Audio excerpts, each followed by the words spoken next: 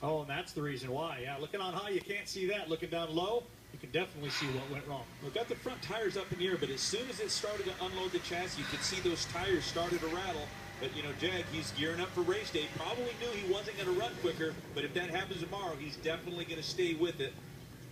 Try to get to that second round. And now we better gear up for the battle of the burnouts. What will happen? Derek Kramer, Shane Gray, two guys that have earned points in previous qualifying sessions. They're the two leaders. And the guy leading at the end gets a $5,000 check. Here we go.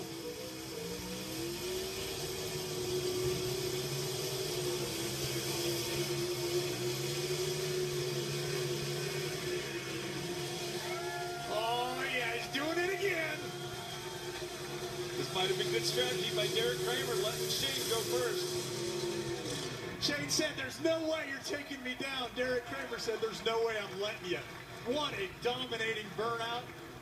I don't know how this thing officially gets handed out, but I'm doing my bowing. I'm writing my check out. Derek Kramer, spectacular. Listen to the crowd. I think that was a great game plan for Derek. He came out, both of the cars rolled up at the same time, but he let Shane get on the gas first. Meanwhile, Derek was sitting back. Here's Shane. That's Tanner saying, go get him, Dad. It was pretty good. But let's see here. It's going. It's going. I started to watch late here in the booth. This is a classic case. This is a rope-a-dope right here. I'm easily past 10 seconds. Approaching 15 seconds. Reaction from the Kramer crew exactly as you'd expect it. Somewhere behind all that smoke, they know perhaps they won the first annual battle of the burnout here at this opening race. There was so much smoke in the cockpit, he had to open the door before he came to a stop. That was David Kramer, his dad. Of course, this is a family that's got many race cars. David ran comp. We had our stop out west. Now let's see what kind of run he can make. He's the number 15 qualifier, but I'm sure most of these fans, they've already been thoroughly entertained by this pair. Well, I can tell you those rear Goodyears are going to have some bite because they've got a little bit of temperature in for both of these cars. And again, how it works out, the two best burnouts is voted by Alan Reinhart, Brian Loans, the public address announcers. Then get a fan vote for the overall winner. Points are assigned.